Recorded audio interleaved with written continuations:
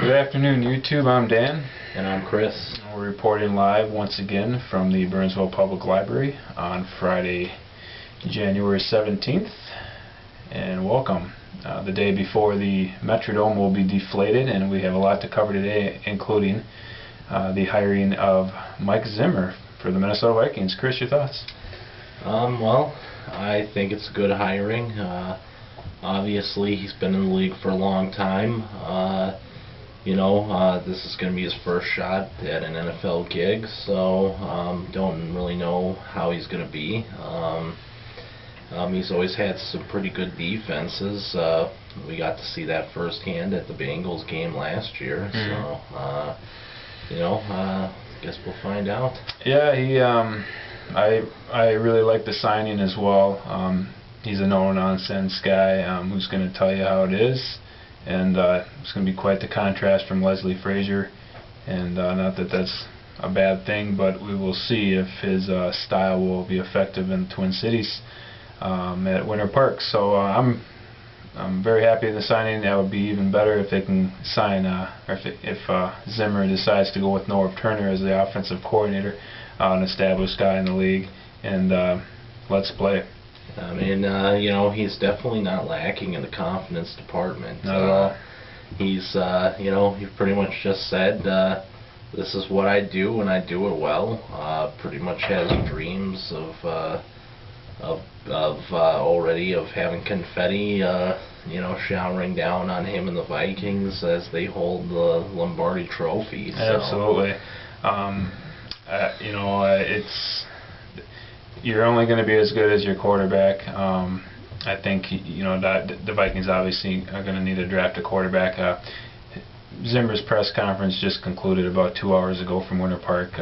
He was asked about the quarterback situation, and pretty unclear. I mean, pretty vague responses in his question. He's just excited to be here.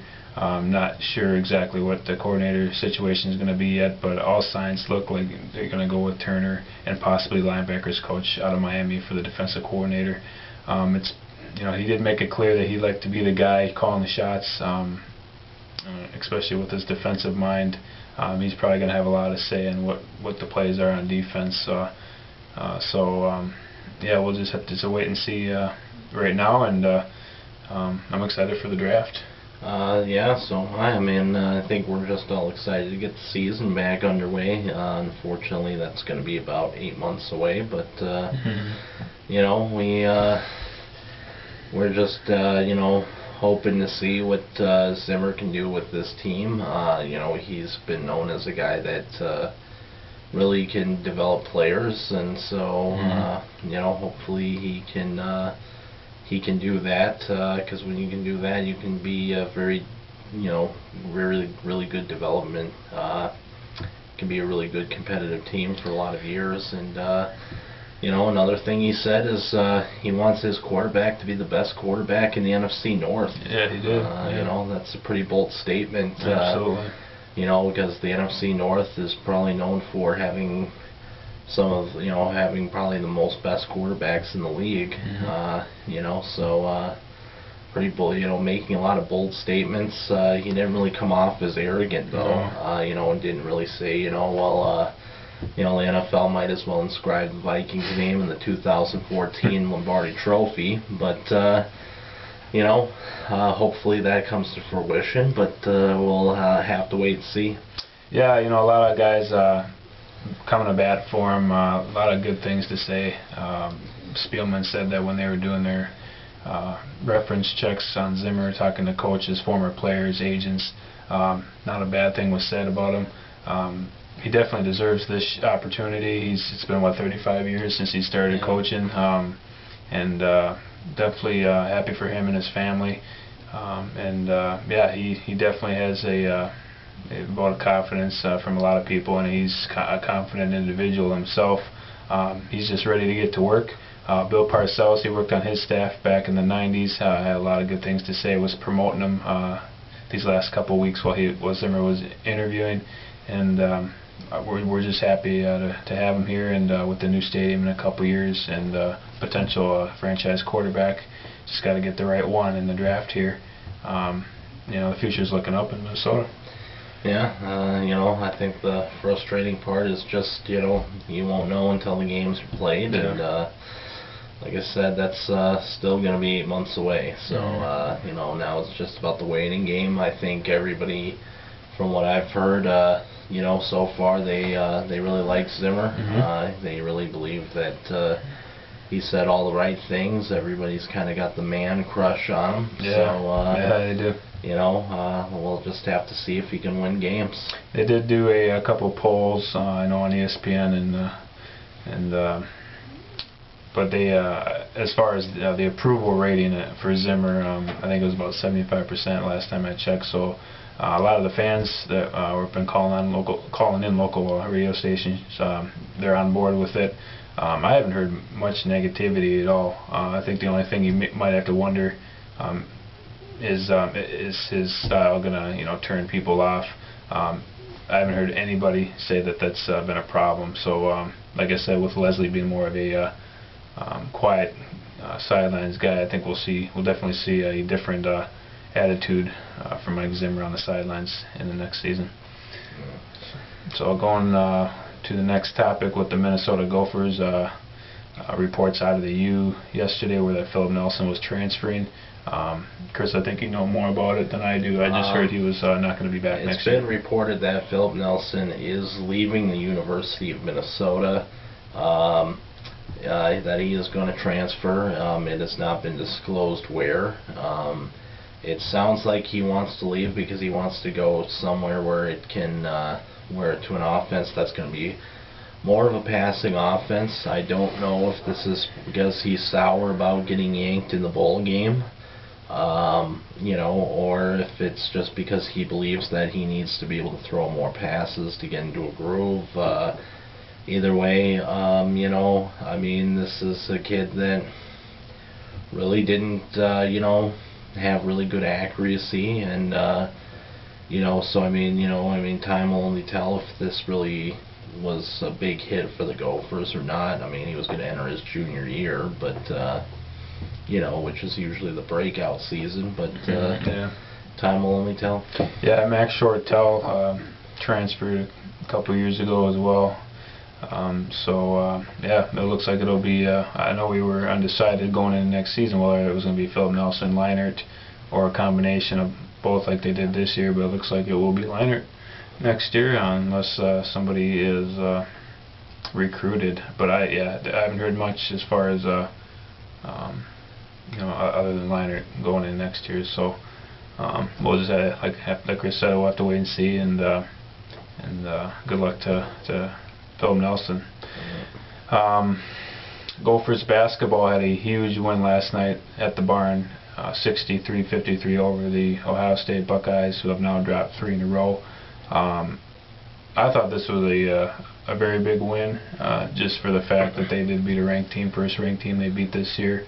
A lot of people were talking highly on Ohio State, and Ohio State was coming off a couple close losses to Michigan State and Iowa.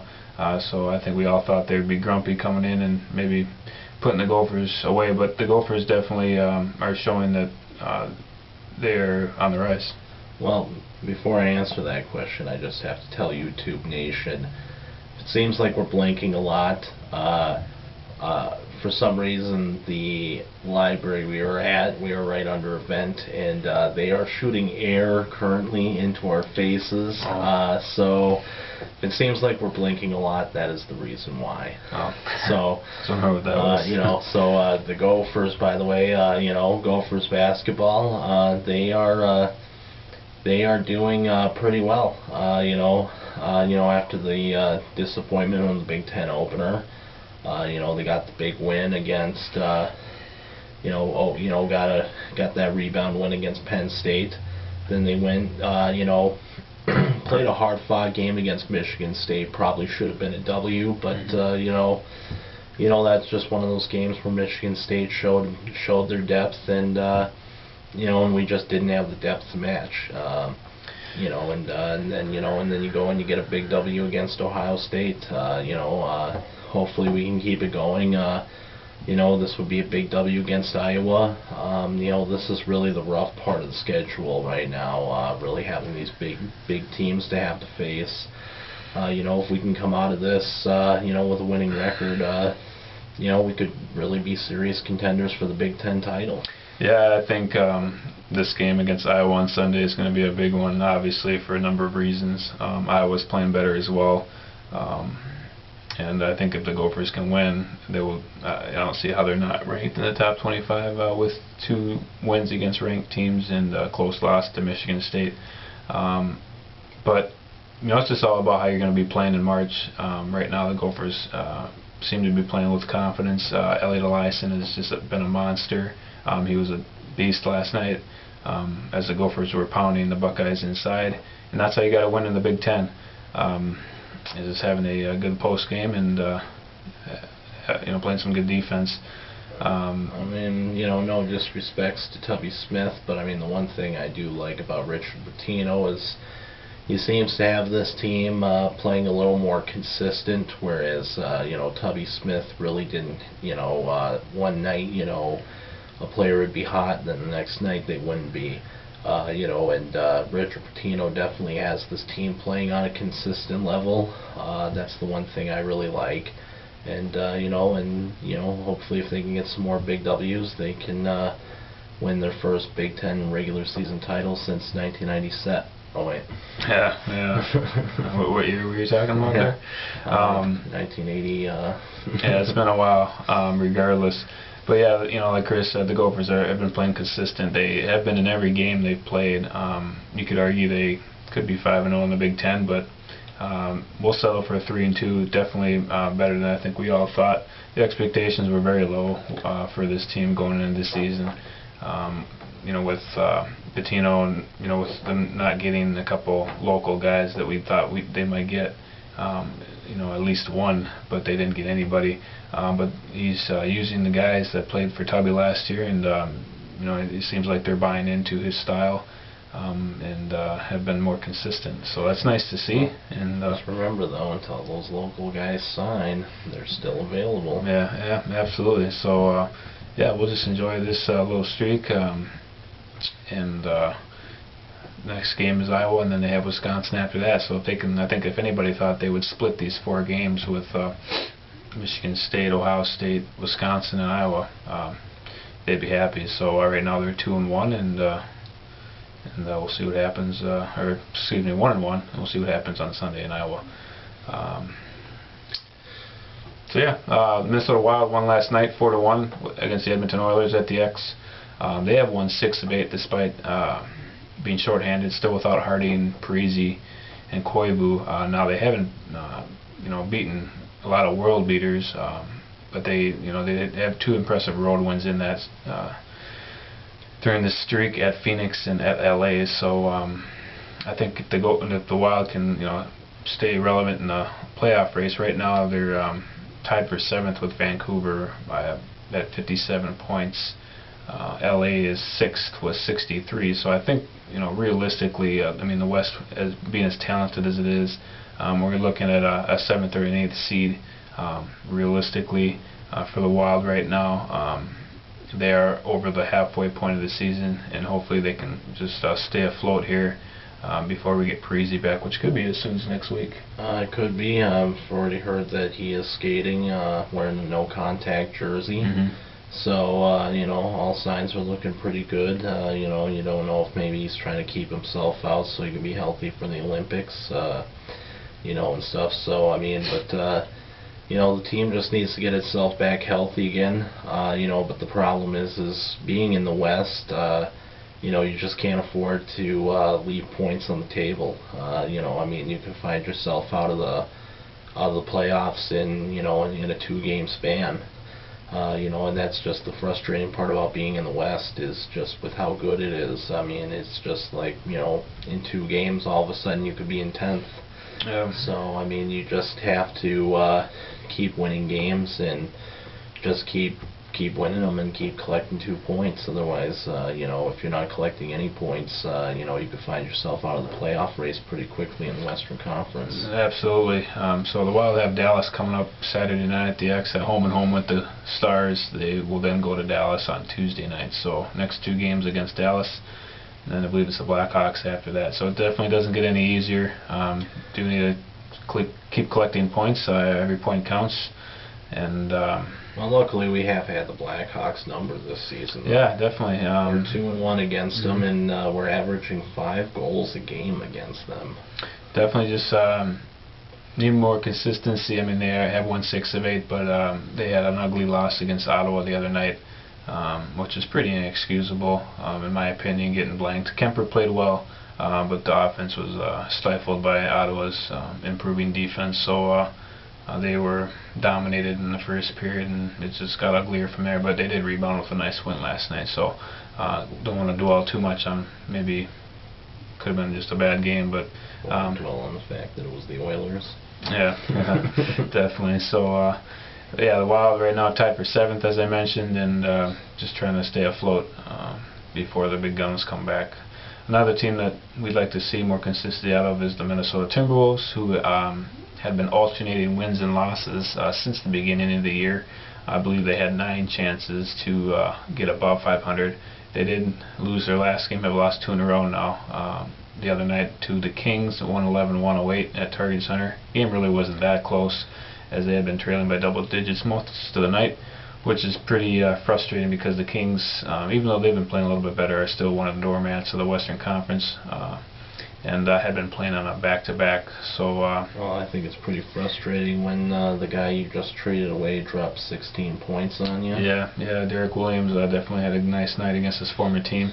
And Rick Rubio, there's been talks that he might be going to the D-League. I don't know if that's just a rumor or... Well, I mean, you got to get some kind of level of consistency. I mean, one great rookie year doesn't make you a superstar. I mean, and I mean, this guy wanted to make himself a superstar, and and he's been superstar nothing. Money. So he's been nothing anywhere near it, and I think eventually, you're just gonna have to say, we gotta send you down. I mean, I think the Wolves are done. In the NBA, you gotta be able to win the close games. The last game I saw, which was a while ago, was the Clippers game, and that one was pretty pathetic in itself. And I just think that the Wolves are pretty much done. If you can't win close games in the NBA, then you're not going to win a lot of games. This team just does not play any defense, and the offense just went away. They really only have one good player in Kevin Love, and then really, when your next best player is J.J. Barea, then you pretty much have problems. yeah, I do think the Wolves are in trouble, even though right now they're only 4 games behind Dallas for the 8th seed. They're currently sitting in 11th with a game tonight in Toronto. Yeah, Ricky Rubio, I know a lot of guys say, well, he gets the assist, but you do need your point guard to score. He just is not a factor on offense in the later stages of the games. I know he got benched in the last game, late in the game, which is probably a good thing. When he was out there in the last 3-4 minutes of the game, I mean, nobody was guarding him. They would double Love, and they just knew Rubio wasn't going to be a threat to score and wouldn't even take a shot. I think Rubio's confidence is a little shaken right now. I think they're kind of spiraling out of control. They're only 2 games below 500, 18-20, but yeah, they do need to run some games out here. They do have some. They play Toronto tonight, and then they're home and home with Utah. So you got to think they should win those 3 games if they're going to have any hope of coming back. Yeah, I don't know. I mean, starting to think that maybe this team's just the doormat. I mean, it's just when you only have one really good player, you're just not going to win a lot of games, and just not enough depth offensively to mount any kind of real threat. Don't really know if I'd want the Wolves to go to the playoffs because I think it'd just be a sweep job. Which we have been used to over the years. I think that because I mean, luckily all the great teams are in the East anyways. But I think whoever number one would be in the West. I haven't been following the NBA for a while right now, but yeah. Well, the Eastern Conference has Indiana and Miami. And that's part of the reason I don't follow the NBA is because more than likely whoever wins the East is going to win the championship. So that's why I don't see the excitement in the NBA. Yeah, when you mentioned about close games, the Wolves are a putrid 0-11 in games decided by 4 points or less. 0-11. Can you imagine if they had just broken 500 in those games? That's tells the story right there. It seems like they will have a blowout win, and then if they have a close game, they just can't get it done. So frustrating. I don't know if players are not responding to Adelman's style of play anymore.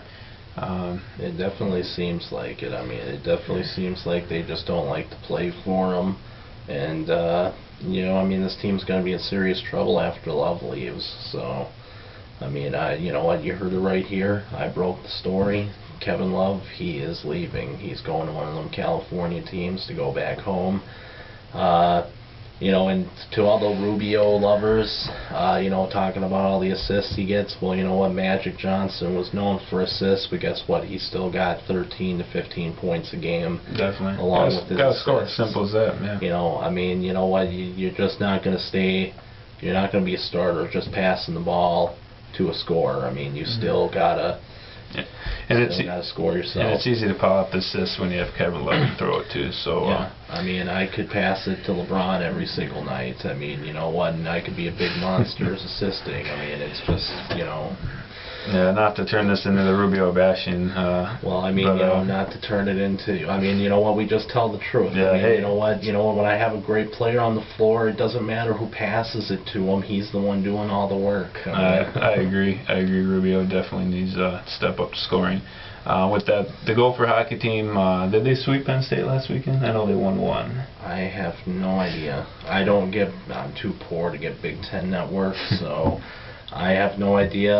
I'm guessing they did. On this. I'm guessing they did. We're gonna hope they did. We're gonna hope they're still number one in the nation. The hockey classic tonight. I don't think it's the outdoor game tonight. I think that's tomorrow. No. Yeah. So first outdoor game in Minnesota in 80 years. So tomorrow we'll be playing Ohio State. Tonight we play Ohio State, but that'll be at Mariucci, and then tomorrow we'll play on the outdoor rink at TCF Bank Stadium. Absolutely. Some people believe that this is kind of the showcase to the NHL that we deserve the Winter Classic. Mm-hmm. Which we definitely do. Nobody would appreciate it more. I always thought it would be kind of cool to do in downtown Minneapolis, but I think, if we can at least showcase that, what people want to see this, then maybe, if we support this game, this Gophers game, then maybe the NHL will show us some love and give us the Winter Classic. Yeah, that'd be awesome. So, a lot to digest there. There's a lot going on in Minnesota sports right now. I'm excited about Zimmer coming in the 2014 Vikings season. The next 2 years will be out in the elements, as we all know. The Metrodome will be coming down tomorrow, and we'll have a video, I think, once a month. Well, we'll see what we can come up with. Well, you know what? Since we got this video going, why don't we just do a little spring training speculation? Do you think Byron Buxton will be at spring training? I'm going to say no.